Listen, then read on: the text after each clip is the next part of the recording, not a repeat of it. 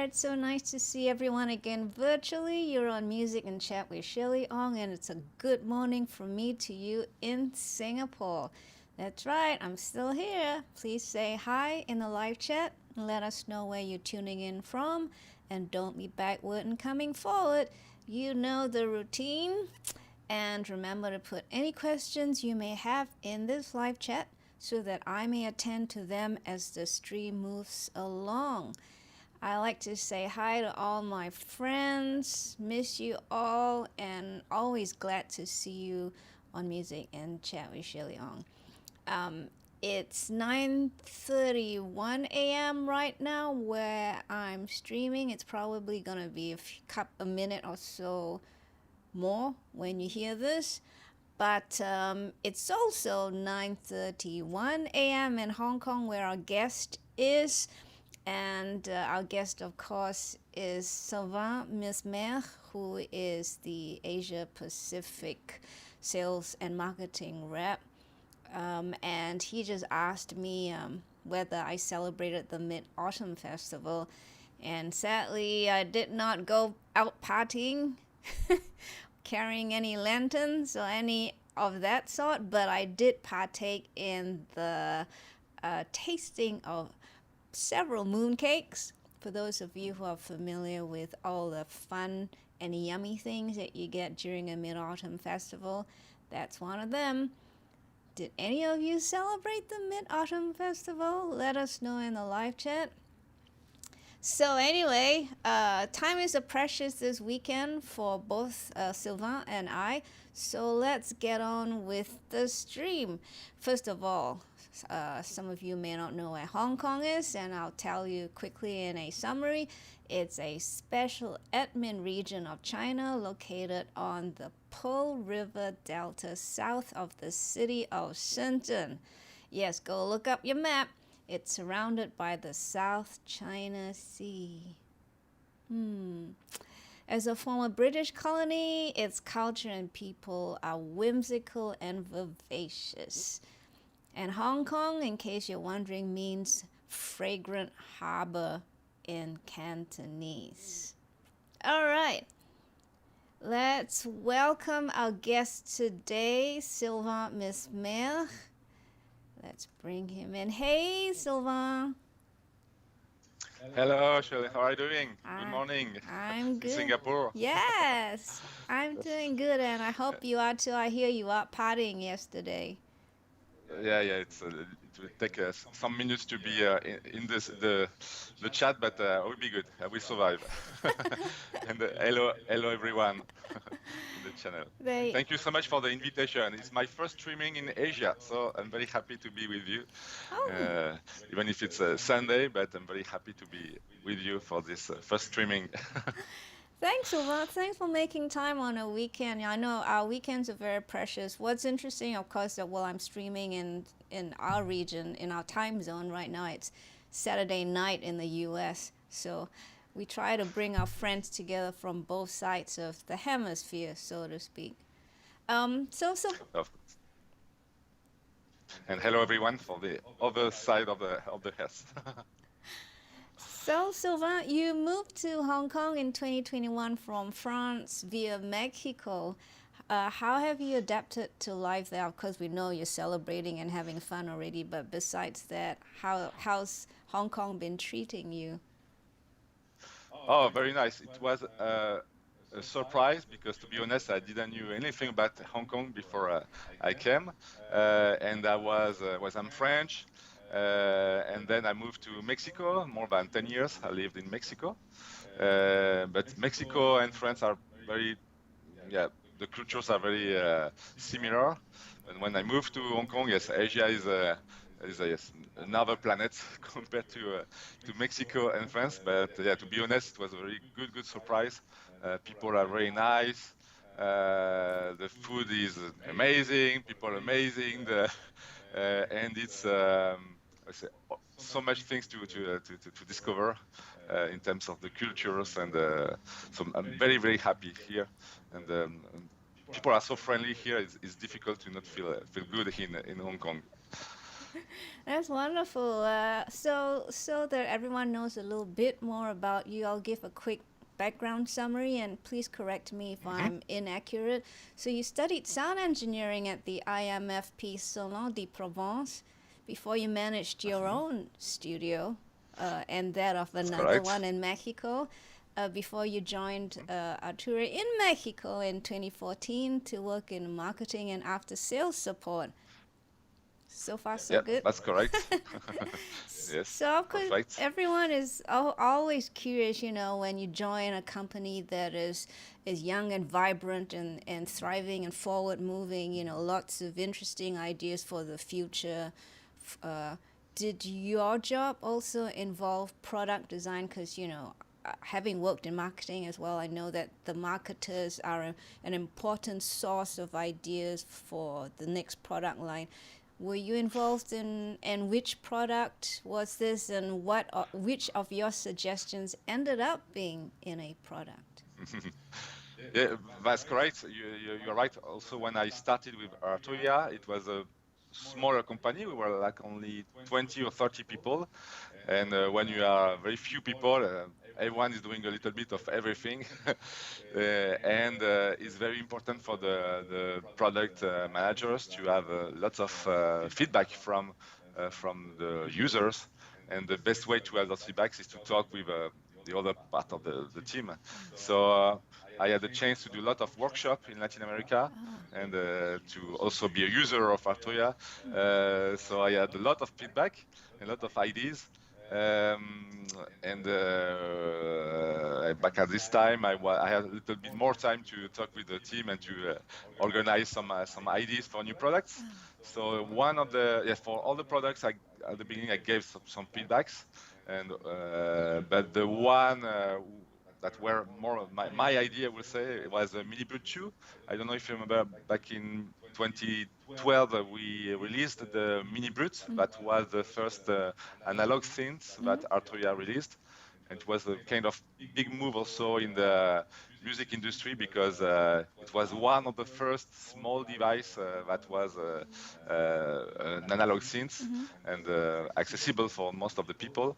And yes, now we have lots of gears everywhere from all the brands, but at this time it was one of the first analog synths that was very accessible.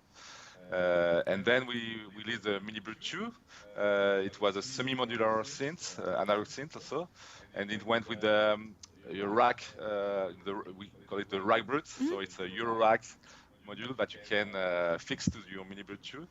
And so yes, this one was my idea. So I did the first sketch, and because it's something I really wanted to see in Arturia. And so yes, this one in particular was one more than a feedback. It was almost my idea. That's wonderful, and we have a But lot of viewers who are Eurorack enthusiasts, so they're happy to hear that you were part of the you gave the push in getting the Mini Brute 2 modular ecosystem up and out. yes, I'm very proud of it. But of course, after that, all the engineers and all the people from the team did the work. But at least I'm very, yes, as you said, a push to have this product released in Altoria. Thanks, Eva. So a little bit of market research, because you guys out there, my viewers, know that I'm a keen reader. I like to read a lot. May not be what you might read, but it's always interesting to gain knowledge. And the knowledge I have to share, which Sylvain knows as well, is that of the Grand View Research, which reports that Asia Pacific, in particular China, Japan, and India, dominated the MI, which stands for musical instruments market, with a share of 41.6% last year. That's not half, but it's a huge chunk. And there are many reasons I can think of for this, and you know, we'll get to that as I quiz poor Sylvain. But I think some of the reasons could be the popularity of Western style pop music, music making seen it more as a viable profession, if you know what I mean, because being a musician wasn't always an ambition to aspire to, or an ambition to aspire to, because it's very difficult to make a living, where you can depend on making music to sustain you. But it's become very popular these days. You can do it from the safety of your home and stream it on social media in so many ways, and get funding and financial support that way. So on to my questions for Sylvain. Your move to Hong Kong was to open a regional office for Arturia. What indications, just curious, why you picked Hong Kong? Why did you think this was the right place, and what did you hope to achieve by being there? Yes, it's a good question. um, just as a start, I don't know if you know, but Arturia is a French company, so very European company, and so we can say that we know very well the market in Europe, on the Western side also, because we say that USA and Europe are kind of similar. So we're doing pretty good in those in America, in Europe. But as you said just before, that APAC or Asia Pacific is a huge market, lots of people and lots of new users. But we were not very good in the knowledge of the brand and in the sales in this region. So Arturia wanted to have someone in presence in this region, and they were looking for someone for a long time. But it's always difficult to have this kind of not double culture, but to be comfortable with the French way of work.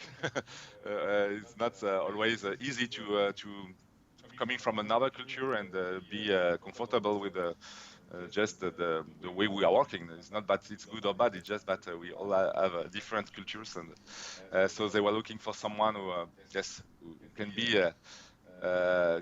be comfortable with working with a French company, but also someone very curious to learn about those Asian cultures, and also someone who has knowledge in the industry, because our music industry is very different from lots of other industries. And as I did this job for 8 years in Latin America, I knew the brand and the company and the people very well, and I wanted to have some challenge in my life at this time. So they tell me, maybe you can go to Hong Kong. I was very motivated, and they were not thinking in me at the beginning, because everything was doing very well in Latin America. But yeah, just as a challenge also, I was very interested in knowing this part of the world that I didn't really know. And Hong Kong was part of the decisions was because it's a hub in Asia, as you know, so it's very easy to travel and to be very close to, let's say, our biggest market in Asia are. We can consider Australia as the Pacific, Yes. even if it's very different from the other countries in Asia. But Australia, Japan, China are the biggest one, and just after are South Korea and India. So from Hong Kong, I would say that it's a hub for those countries. So that was a choice. And also we know that Hong Kong, you have a lot of people also from Western. So it's a good mix of Western and Asia. So it's very easy to, as a Western person, to install, to feel good here in Asia. Speaking of dual cultures and trying to accommodate another culture in your head, because it's a lifestyle, the way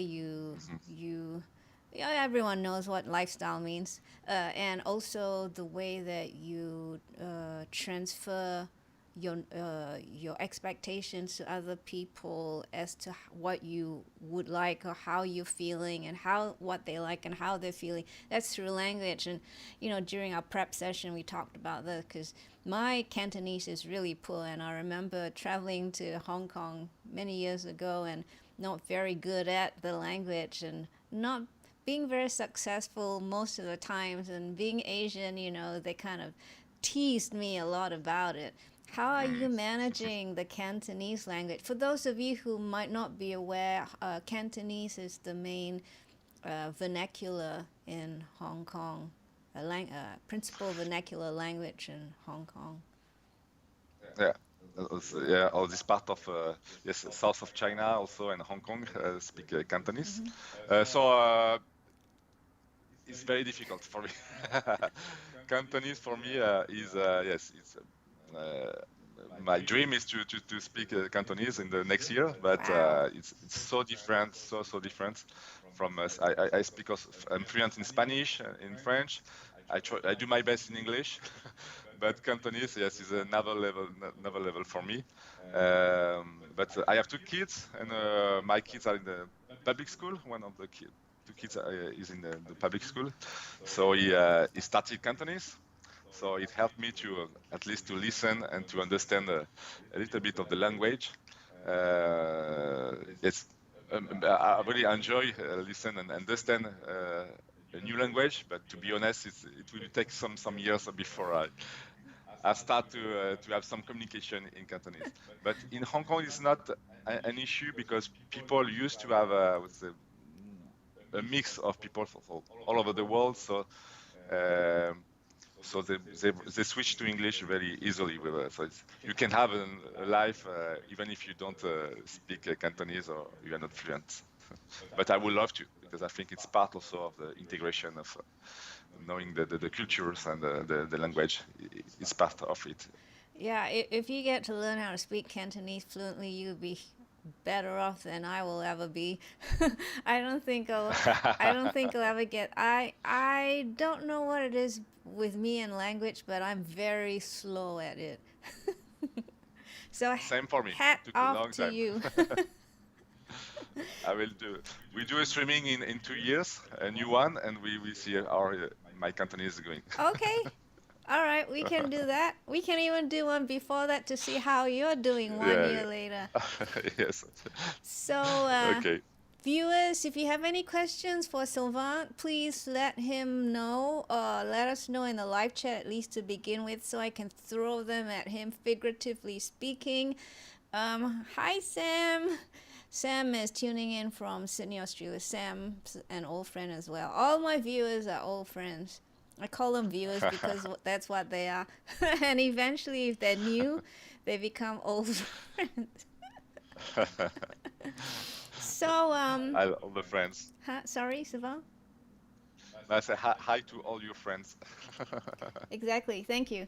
So, a regional office, as you said, gives you kind of access to how people think, what they want to use your products for in so many ways. Have any? I know you've only been in Hong Kong for 2 years or something. Have you had any interesting feedback locally about what they would like to see in Arturia products, and have any of these ideas gone to product design, R&D, or marketing for discussion? Yeah. The first thing it's only 2 years I'm here, so the first year was really to discover all the different countries. So the first thing, big change between Latin America and Asia Pacific is that all the countries are very different, Yeah. just in terms of the language, Mm. of the cultural, and so you really have to understand each country, and they are very different. It's so it's a lot of work just to to understand and to try yeah, to have a good communication and to find also the good people who can explain you the culture, because I don't know all the language of all those countries, so you need some people who help you with the communication and Yeah. the translations and so I met a lot of great artists or people who helped me with this work. um, I would say in terms of products, where I can see most difference is from China, maybe, where the use of the audio interface, for example, you know that the streaming in China is huge, and they all use this smartphone to do that, not that much laptops or computers. So it's a very simple way of doing streaming because they have everything from the smartphone. Yeah. And so they really, but the sound in the smartphone are not very good, so they all need interface, and so they need some connections between the interface, the audio interface, and the smartphone. But we don't really need in Europe or US or in Western world because we all use USB and laptops or Yeah. computers. So this kind of products is yes, I have to understand why they need this kind of products, and the market is huge in China. So just in terms of interface for a smartphone, and it's something we don't see from France, for example, from so it's something I try to understand and try to communicate to friends, and then the the discussion we have with the product manager is should we do something that is adapt to those markets? Those users in other countries will use this kind of interface or not. So they have to understand the needs and also to do some calculation and think if we have to yes to to work on it because you know every time they put some energy on new products or new features, it's a very time consuming. So they have to select and to choose what we can do. So ideas we have a lot, and from Asia we have also a lot of feedbacks.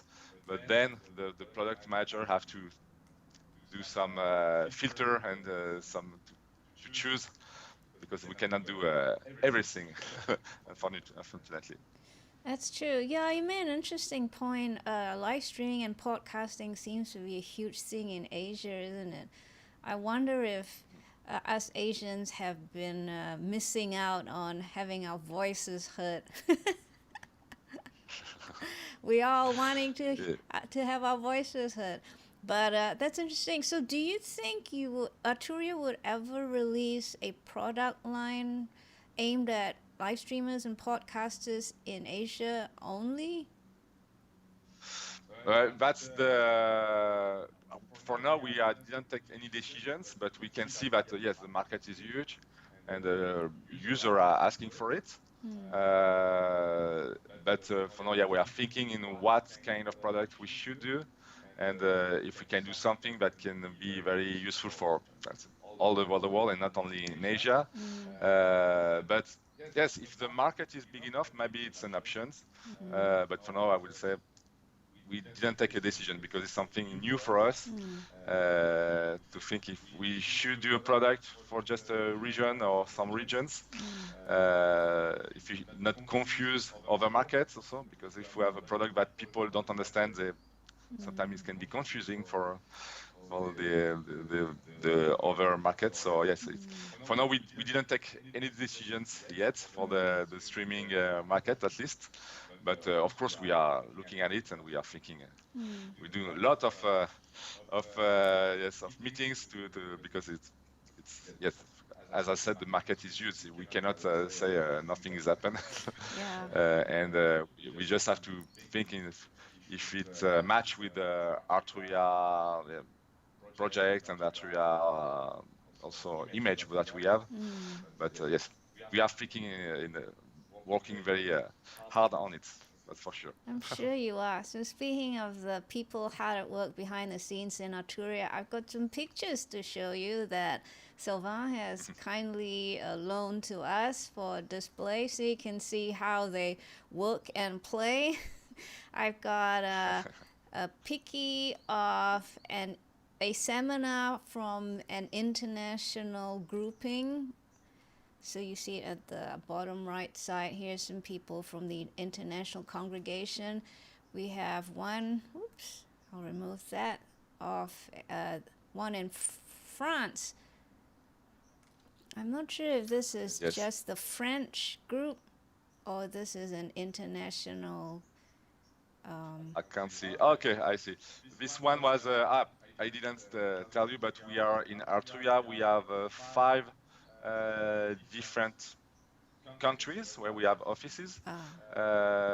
So we every year we try to yes to do a meeting with all the team, just to be in sync and also to see each other, because yes, you know, the Skype is good to work, but sometimes it's good to see also in real, in live. So we try once a year to meet all the people and to talk about new products. So we meet all the teams, international team, and yes, we have a very good moment where we can share everything about the products, but also the issue that we can have in our country. All the we can share music. Also, we have some good moments together. Like, most of the people are, well, first they are very young in the company, and most of them are musicians also. So we have, it's a very passionate team that we have.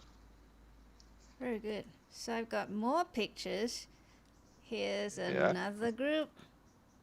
And a couple more of something that looks like an activity of sorts. Yeah. Outdoor Yes. activities. Here we go. You should be able to see them in a few seconds.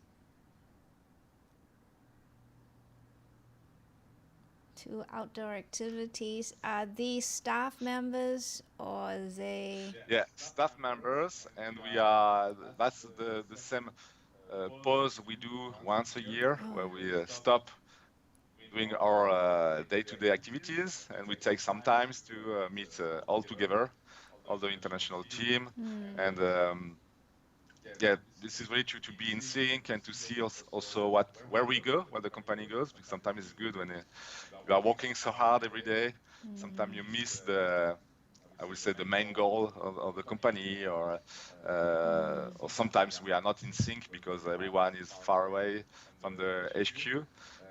So it's very a good moment where we do a pause and we meet all together, we talk together, we see the new projects. That's the best part, and we do some workshop, so organized by the staff, and we play music, we talk about what we do in our services or in our job. So it's very, very nice moments where we have so good food and we share good moments with the team, because yes, all the year we are working so hard, and sometimes we forget to talk about, just to talk as a person and as a friend, and to share also our passion, because we are all passionate in this company. There you go. So you have mentioned that, the Hong Kong office. And Sylvain, I'm going to make you move to your left by a couple of inches if that's okay. Because you're Yes, starting to yes, here. stray into the left side. I mean the right side. Sorry. No, don't be. That Is it way. better now? Yeah, that's good. Good. Yeah. So yeah, you're saying earlier on that your Hong Kong office is very young. It's still a baby, really, isn't it, in age? Yep. Yes. So we can only assume there may be just a few of you working there currently, or just you. Do you have, so how large is your Hong Kong contingent at the moment? So for now, I'm alone in Hong Kong, and I started a strategy that instead of having some people in Hong Kong, I prefer to have one people on each big market. So Yeah. we have someone in China, uh, young musicians. He was also an influencer in China, and he's helping a lot.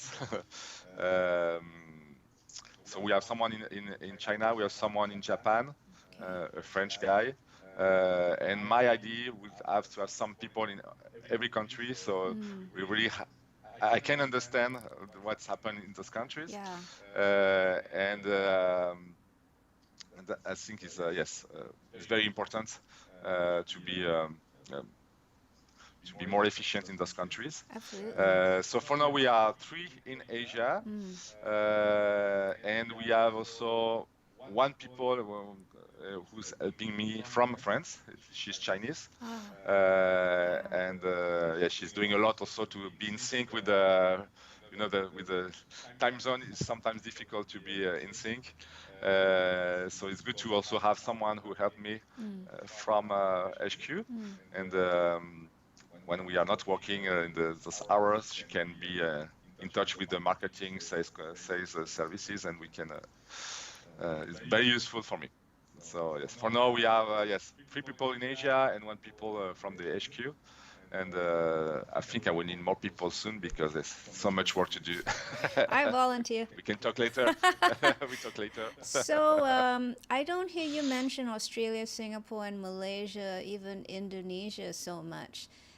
Is the market are the markets in those countries a little smaller for Arturia? Or is it just a population situation? Because China has a huge population. So, when you multiply one person by the size of the general population, it's like maybe 50 people versus, let's say in Singapore, it's one person or 5 people only. Yes, in fact, it depends on on the size of the market and also for the priorities. For example, Australia, we don't really need to have someone. I mean, I would love to have someone everywhere, but we kind of. I don't have the budget for now. But Australia, for example, all the marketing we are doing from HQ in English is also working for Australia. Okay. And so we don't feel it's not like a priority to try to understand the market and to so it's doing very well, and we feel that all the marketing we are already producing for Europe, for USA, is also working for Australia. I understand. Indonesia, it's a good. Indonesia, for example, is a very growing up market.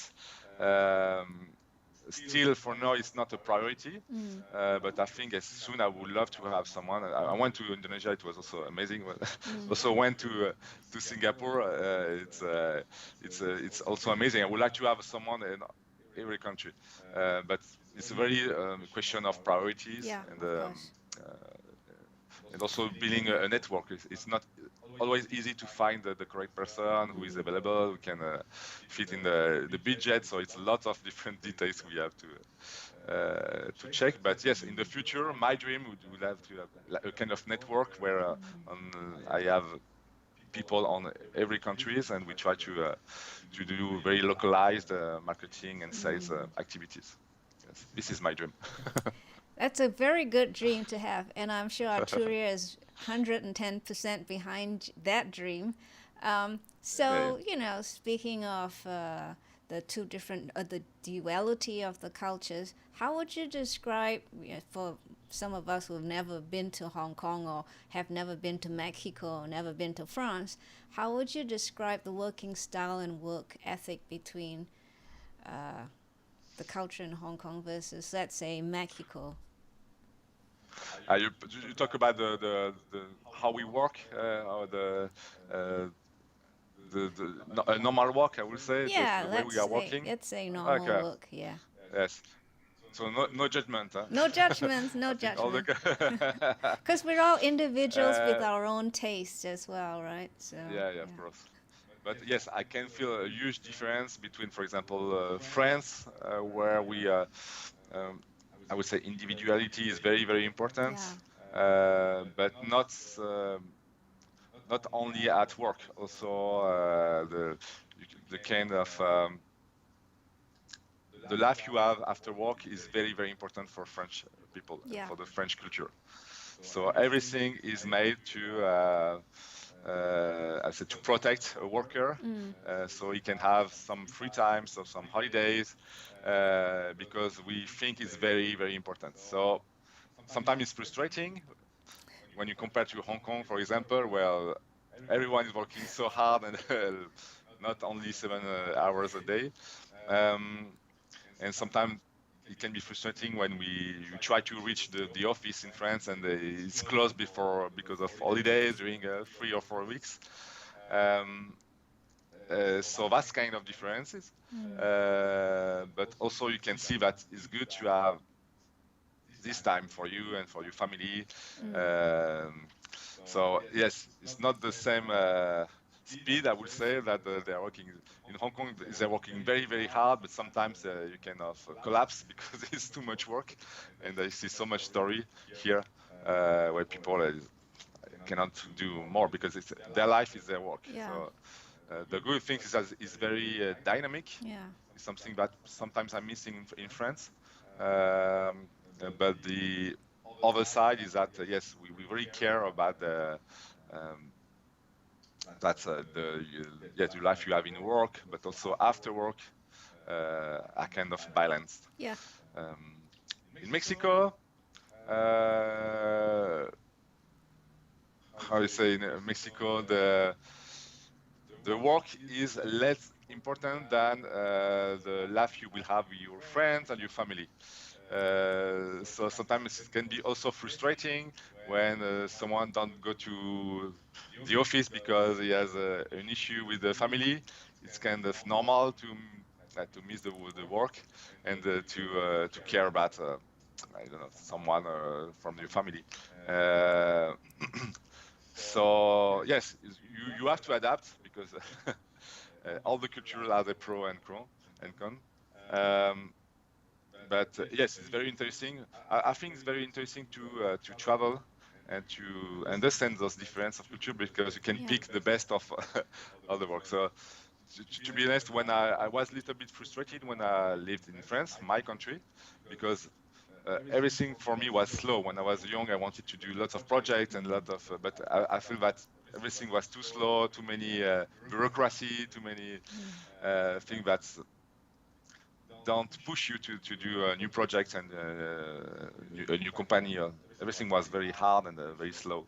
But now that I'm a little bit older and a family, so I understand a little bit more that in the long term, it's also good to have to think about yes, a balance with your life out of work.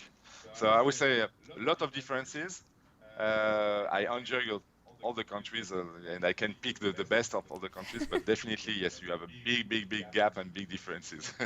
Thanks for sharing that. Yeah, the work-life balance has always been difficult, isn't it? I have similar kind of uh, gripes to pick as you have just listed. Again, it's nothing. As you said, it's not meant to be judgmental. It's just the way it is, and it's interesting how you have this what we might call a smorgasbord of different choices to pick from, and the fact that you can tap into the talent, whether it's France, it's Mexico, or it's Hong Kong, or wherever else it is that you need to tap into, America, whatever. You can, in fact, do that because you have this network of talents, regardless of whether it's Hong Kong culture or France. French culture or that kind of thing. Yeah. And also for in Mexico, the social life is so important. For example, if you go to have lunch or to have dinner and you are alone in the table, people will feel very strange to see you, a person that is alone. So they can talk to you just because, oh, what's happened? Who are you? This social life is something new that I discovered in Mexico after France, and I was not expecting because I didn't use this. That was so important. Also, it's part of the balance also to have a social life. So yes, as you said, very important to see all the cultures and to pick the best of to understand first and then to pick the best of those cultures. As you're describing your experiences living and working in 3 different countries, it reminded me of, again, when I was doing marketing for the Singapore company and we were working with Spain, and I had to get used to the fact that they have a siesta, or they take like an afternoon nap, and then, they start up again because, working in Singapore then, as you described, the culture is very much, you are dedicated to your work. Your work is almost your life, and you're working all the time. And Yeah, if that's you true. and you want to get things done, but someone is having a break for 2 hours in the afternoon, and uh, you can't have a conversation with them or get anything moving, so you just gotta sit back and do something else and wait. Yeah, yeah, okay. Yeah, So yeah, yes, So there you're right. comes our marketing style then. During our prep session, we talked about, different style of marketing because of the different cultures, and the cultures kind of dictate what the population of that country uh, uh, uh, wish to have. What is more important for them. So naturally, what's more important to them uh, is what they'll look for in marketing material or marketing style. So how do you speak to what is important to them? How would you describe the difference between marketing in Europe, Yeah, Latin America, and let's say China or Hong Kong? i- it's a real challenge because as a brand, we talk to the world, and we want to have one strong identity Yeah. as a brand. But at the same times, you can you can see it when you travel and you discover other cultures. But sometimes the message we want to give or we want to send is not coming to the certain cultures, or is not strong enough, or it's not this. Mm. Yes, it's just question of different style of music, but they are important in Asia compared to Mexico or Latin America or Europe or USA. Uh, our users are not doing the same kind of music. Sometimes it's not for music. Sometimes it's for doing sound design for anime in Asia. We have a lot of users. Um, so yes, it's very difficult. Also, it's a question of balance, where we want to have a strong identity, so we are not lost in different. So people know what Arturia brand is and what kind of identity and musical instrument we are doing, but on the same time we want to kind of adapt our message to some countries when we see that it's not reaching our users or our customers. And so it's very, very difficult because same we have to find a balance, but sometimes it's necessary to or use different platform on socials and so in Asia, it's very, very, very. I mean, because in Latin America, it's more or less similar to what you can see in USA or Europe in terms of marketing contents. Just that it's good to have some Spanish content in Spanish because almost all the countries are speaking in Spanish in Latin America, Yeah. but it's not the case in Asia. So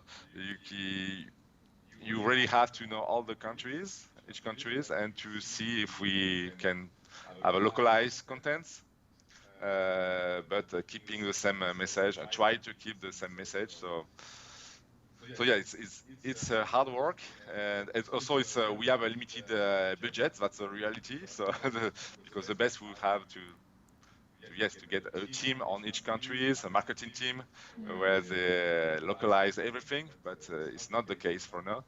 And it's also very expensive to have a dedicated and localized marketing work and contents. Yeah. So we try to do some stuff. For example, the biggest difference, for example, is between China, maybe, just to give an example, between China and the Western world. I would say we do a global marketing content for the Western, but just because first the platform, the socials are not the same in China than in Western. They don't Yeah. have Facebook, they don't have YouTube. Mm. Uh, Something we didn't knew some years ago, or we didn't realize the impact of just not having access to those platforms. So we had to yes, to adapt to use those platforms. And you also have a lot of platforms. I mean, the main one for us is our YouTube, Instagram, TikTok, Facebook. But in China, you have much more platform. So you have to pick maybe the best platform for your audience. and then to adapt the content for China. I'm yes, talking about China because I think this is where we have more differences between in terms of marketing. But it's same for all the other countries. They all have this specificity. Yes, they are all different. But China is maybe the best example to see how big is the differences between the cultures and the marketing work we have to do.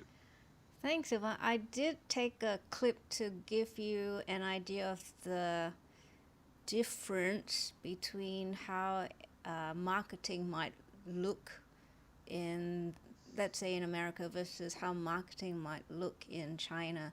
And during our prep session, Sylvain and I were talking about how marketing in Europe versus America versus China or Asia. Even when I say Asia, I don't mean Asia Pacific, so I'm discounting Australia, but the Asian type of cultural ones with the Asian type cultural sensitivities, I should say.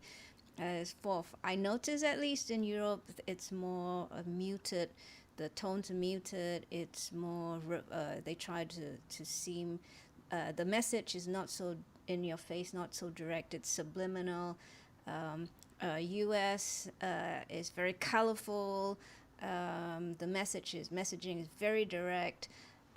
In Asia, again discounting Australia, in Asia it's very cutesy related, sort of, it's got to have like little illustrations of animals or little cutesy colors, more pastel colors, not so much strong colors, but pastel colors. And that seems to be the difference. And so as Sylvain was saying, it's really hard to dedicate marketing money resources to three different, let's say we're only talking about three different cultural identities, and then make them cohesive, as you're saying. Yep. The Arturia's identity, how do you sell and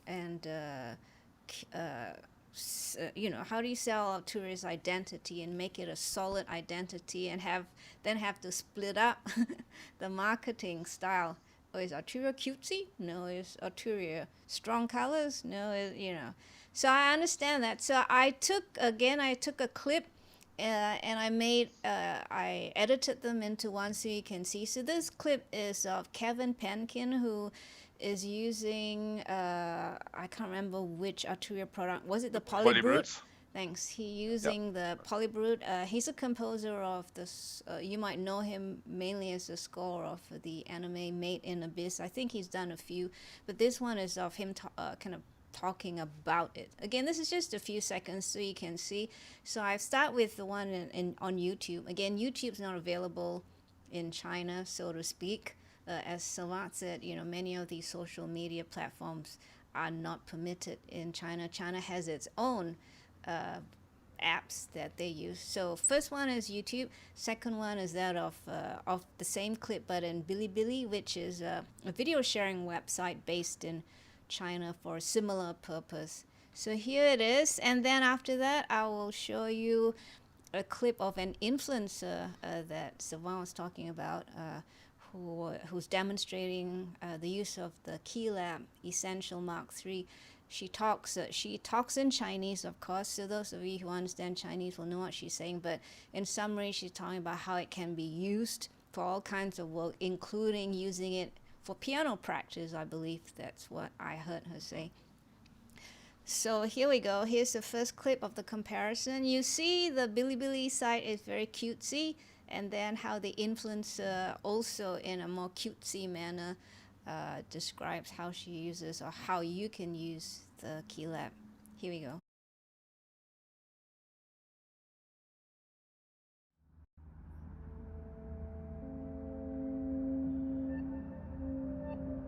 My name is Kevin Penkin. I'm a composer for video games and anime music, and I've been working in this field for about nearly 10 years now, which is crazy. My name is Kevin Penkin. I'm a composer for video games and anime music, and I've been working in this field for about nearly 10 years now, which is crazy.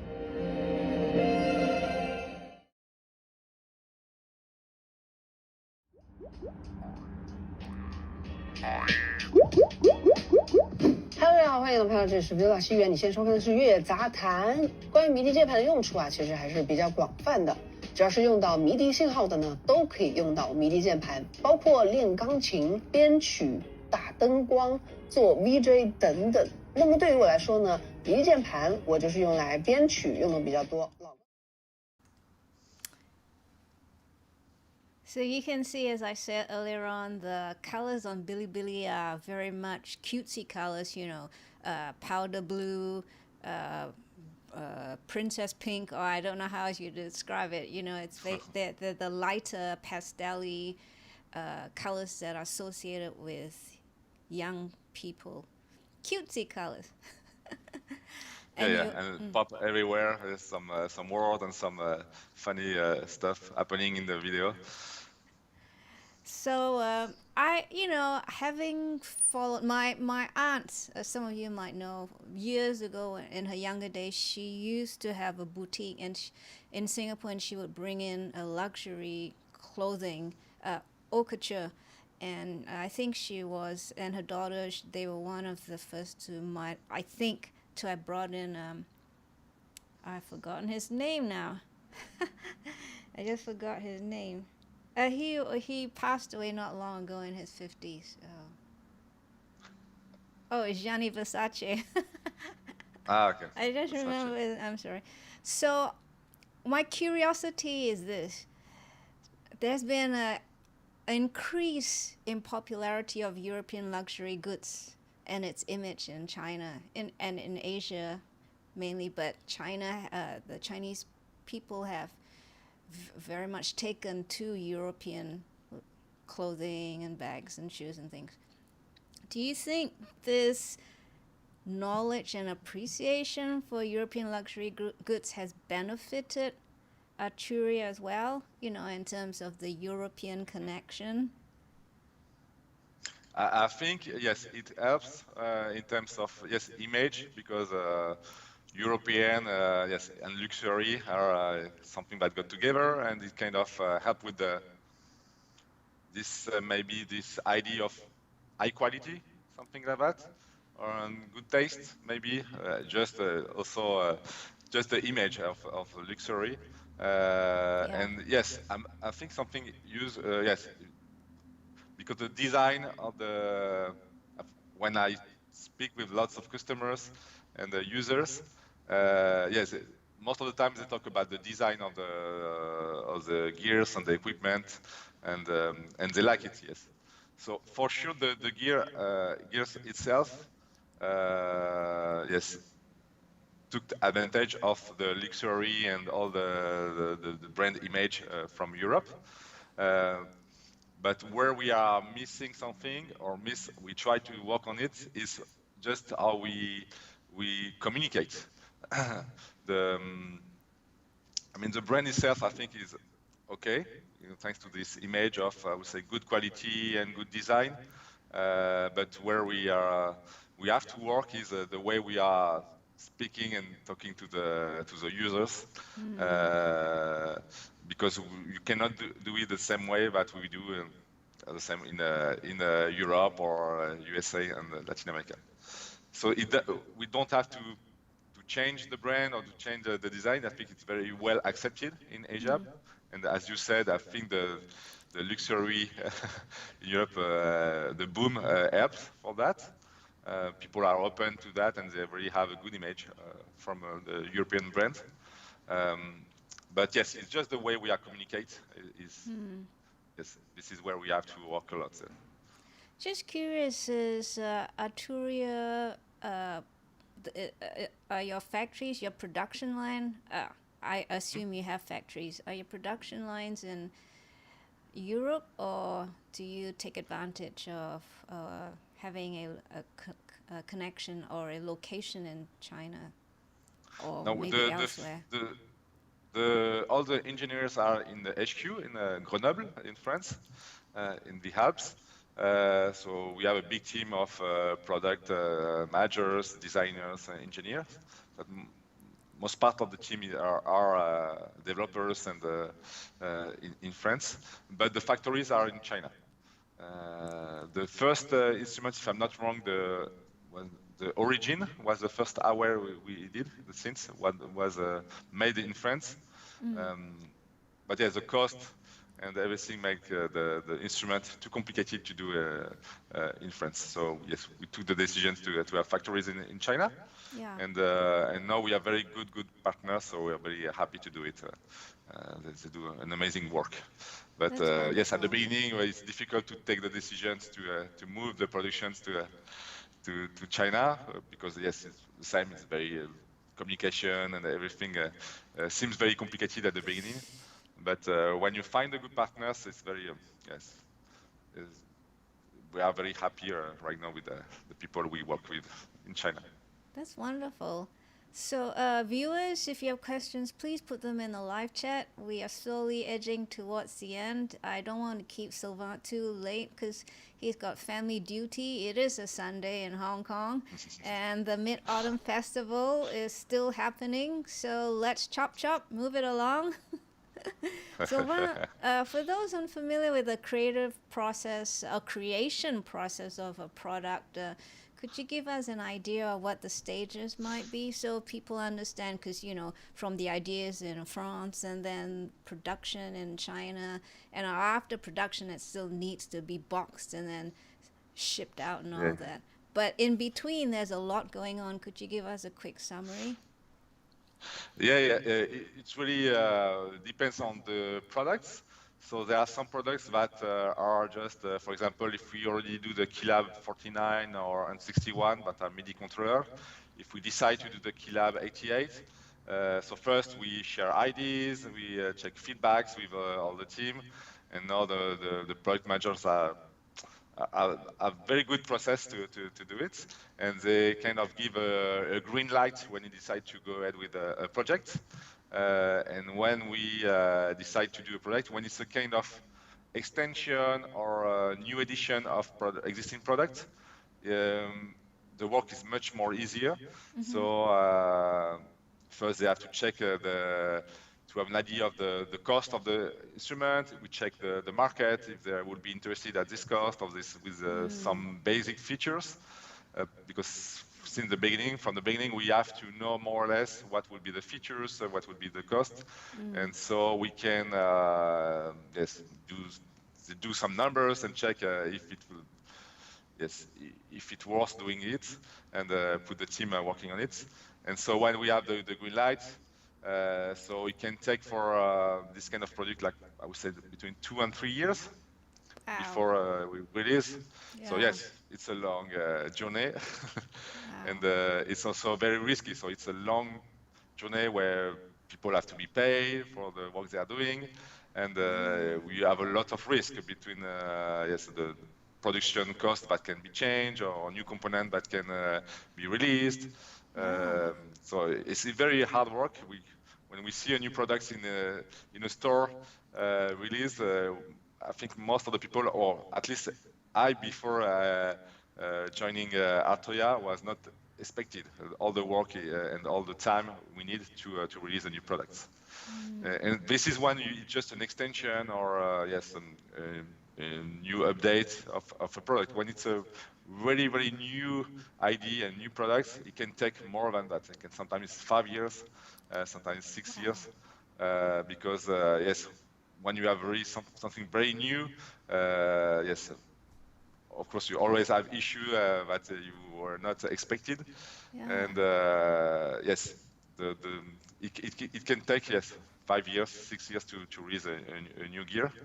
And you can imagine all this time where you have to invest for a new project. And in 5 years, lots of things can happen. So it's really risky. If the gear or the instrument you are releasing is not in the trend of the market, then I would say you lost all this investment. So we are lucky until now, and also the team is very good, but it's also kind of luck, we have to be honest. Arturia went very well with all the products they release. we released. But yes, it's a lot of risk. That's for sure, because it takes a lot of time to have your product ready. Have you had to redesign a product midway before? Because, components change, your supplier changes, the needs and wants of the marketing team and the people change, and suddenly we go from, let's say EDM to hip hop or something. I don't know. Those are probably not good examples, but you get what I mean. Like, the needs have changed. We don't, once that product is out, we actually don't have that number of consumers anymore that we've projected. It might be just none. Have you ever stopped midway to redesign? Yeah, it's a good example. For example, with the COVID, all there are a lot of issues with electronic components in all the industries, but we were affected also. So some components disappear or were too expensive in the market. So yeah, the team had engineers did a lot to redesign existing products. Because we were not able to produce anymore. So it's not only Arturia, lots of other brands had the same issue in the industry. So they were like, I think we just, yes, last year was when we started to see a little bit more of, we say, peace in the electronic components situation. But yes, the 2 years before were a nightmare for the team, because they had to do a lot of changing. Then again, we have a new issue. I would say new issues every week were happening. So yes, it was very complicated. That's also why, not only for Arturia, but we were, I would say the size of Arturia was good for us, because we could do change and adapt to the situation very, very fast. Maybe sometimes more difficult when you have a big company, because the decisions are to different levels of decisions, make the situation more slow. But Arturia was pretty good at that. So again, we are happy with that. But even so, that's why we didn't see lots of new products this last year. It's just because of, first, just we have to redesign the existing product to be able to produce.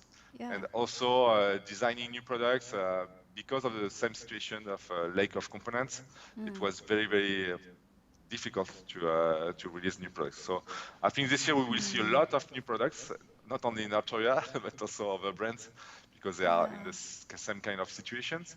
But yes, I think, we finished this time of complicated complexity. Sorry, I'm mixed with the Spanish and the English. But yes, I hope, and we all hope that we are at the end of this situation. Yeah, I hope so too. So we should see this year lots of new products and new interesting gears. I promise. I'm looking forward to it, actually. A few of the viewers said so as well. And speaking of the pandemic, there was a renewed interest in learning how to play instruments. And of course, some of these are, electronic instruments, so they need hard audio interfaces and other accessories to go with it as well. Did you find, despite the fact that you moved to Hong Kong in the midst of the pandemic, that you witnessed a growth in the sales of Arturia products?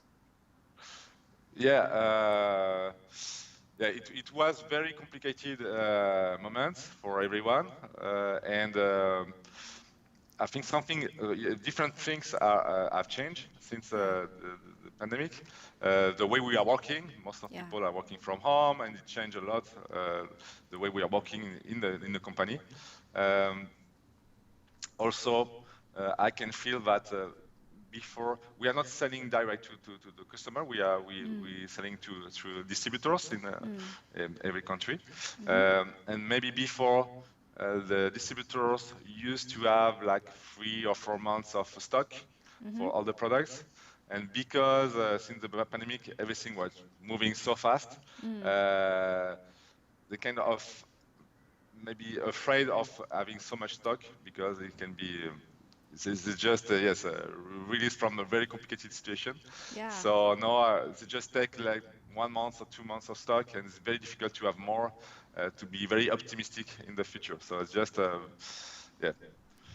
That's the main thing that is changing. So it's difficult for us also to doing forecast or something like that for the next month, because we are very working month to month and see what is the situation for the next month. So yes, it changed our mindset and the way we are working. That's for sure. And it's not that people are not optimistic, because we're still working on this industry and we're still selling and creating products. And the same for distributors. It's just that they are not very confident, or they don't know when the situation will be better. So they don't want to take so much risk for the future, and they're just working for the months ahead, but not that much. So, during our prep session, Sylvain and I talked about visiting NAM, and for me, it's been many, many years since I did. My last visit was 2010, and I was saying to Sylvain that I noticed that when I walked to the basement level, that's where the poor Chinese exhibitors were of pianos. Their pianos were primarily there, and Sylvain was telling me that things have changed some, and Sylvain, if you could give us some knowledge of how the Chinese have been able to increase their representation of amateur and professional level instruments at trade shows, so they're no more at the basement area, but they're in an area that they get more main eye views. I don't know how to explain it. Yeah, it's amazing that that comes with the fact we talked before about how strong Asian people work every day, and yes, work is their life. But also lead to changes that are doing very fast. So, for example, 10 years ago, most of the companies in China were doing maybe copy of other products, or maybe products that were not very high quality. And we used to associate the Chinese brand with this kind of product.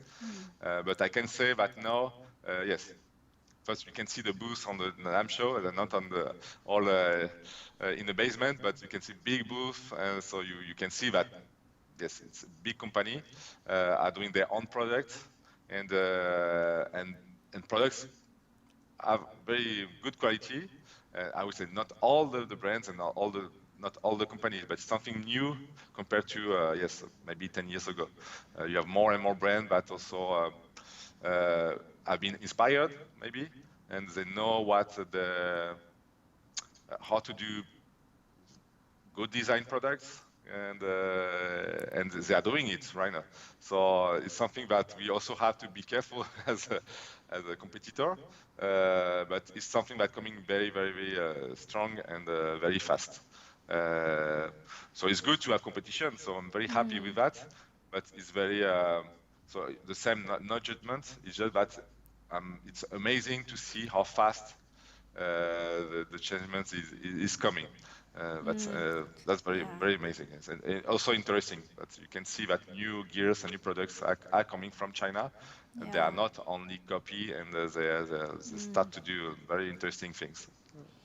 That's interesting opinion, and I believe in that as well. Competition definitely makes you work smarter, besides working harder. I mean, you can continue working harder, but you need to work smarter, and you need to work very creatively. So coming back to Arturia, what would you consider the strengths of Arturia to be?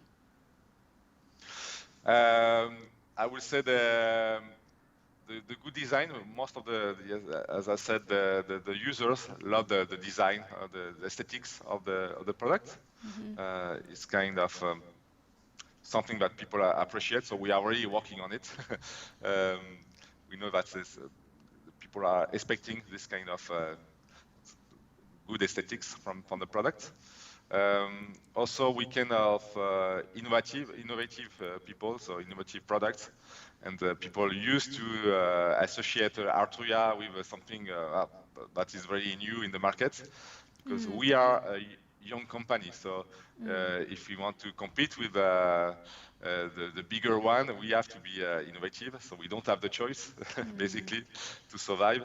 But people used to have innovative gear from Arturia released every year. So it's a lot of pressure also for us and the product manager, because we kind of know that if we don't do that, maybe the people will forget, or we don't know how the people will react if we don't release something new. So it's very, very important for us to, even if we know the company have 25 years, we still have to be very innovative. That's kind of the something very associated to the brand Arturia. So they are good aesthetic, and also to serve the users. It's very, we don't want to only do something just to do something. We really want to listen to the users and the musicians, and to produce and doing something that make them their life to inspire to create music, and make the life easily. Thanks a lot. So you guys, if you don't have any questions, I'm going to finish off with one last question. But Sylvain, you were trying to say something? No, go ahead. Okay, my last question, of course, is you reminded me that Arturia is celebrating its 25th anniversary next year. So in terms of being inventive and creative and listening to people's needs and keeping your mission strong, what's the new item for us to celebrate your 25th anniversary next year? Or is there a series of products that will throw the party open for your 25th anniversary and that we can expect in excitement? Of course, I cannot tell you that much about the new products, but yes, we will keep innovating on the existing products and existing families of products. On each family, I think we will have something new in the next months. But yes, we also have a big thing that will kind of be not a conclusion, but something that will it's a kind of logic between all what we did since the beginning. That will be released during the NAMM show in January. And yes, we'll be very happy to. It's something very new, not only something that existing in the family of products that we already have in the catalog, but yes, something that kind of mix of all the things we are doing that will be released very soon. And yes, we are working very hard to have it. I think it's a 3 years or 4 years project. Wow. So yes, we it should be ready for the next NAMM show, and so we will be very happy to release it and to present it. There you go, everyone. So look forward to the unveiling of new toys at Winter NAMM. That's January, probably in Anaheim still. So will you be there, or will your U.S. compatriots be there instead? Yeah, everyone, people from Mexico, US, Europe, and I will be attending the NAMM show. Yes, it's some so important events that I will be, and I will be also in Music China in 2 weeks now. That's right, Music China, Asia's largest MI exhibition. MI meaning musical instruments, and I did dig up some marketing data, and it seems that this year, the reports for this year, revenue in MI market in China amounted to US 9.25 billion, and that is a huge chunk of the global revenue taken up by MI sales. So China is sinking in their funds like there's no tomorrow. So it is a good place to be in, Sylvain. Yeah, it will be my first one. So yes, lots of people talk about this show that is huge, and so yes, I'm very curious and happy to attend this show. There you go. I've not been, so maybe I will one of these days. We'll meet there. Yeah, so thanks again, Sylvain, for your time. And as I promised, I wouldn't go over 90 minutes because you have precious time with your family waiting. But we have totally and utterly enjoyed having you here. And here's a little applause for you. Thank you. And we hope you had some fun time to talking to us about your work and about Arturia, of course. And we wish you exciting projects ahead, and we look forward to seeing what's new in January. We will bring you back again on regular occasions to find out what's up, how Yeah, life is in Hong would be great. Kong with you and Arturia, and etc. etc. And you let me know if there are updates so we can schedule in another live stream with you. Oh, our good friend Mike Brandt, also in the viewing audience, he wants to know whereabouts in Mexico you were. So he asked where I was in Mexico. Yeah, Okay, I was in Mexico City. Mexico City. There you are, Mike. Yes. So let's thank Sylvain.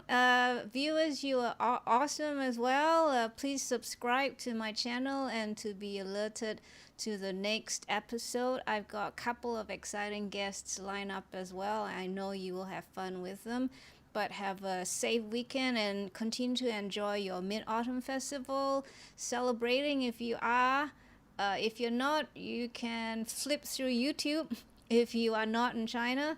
Or China's own social media platform for video streaming like Bilibili to see what other people are doing. And I'll see you on the next episode. Please thank Sylvain for us. Thank you so much. Thank you so much. It was a pleasure. Thanks a lot. So you stay on Skype while I do the outro theme, and I'll come to talk to you. All right. Thanks, everybody. I'll see you soon. Take care Thank till you. then.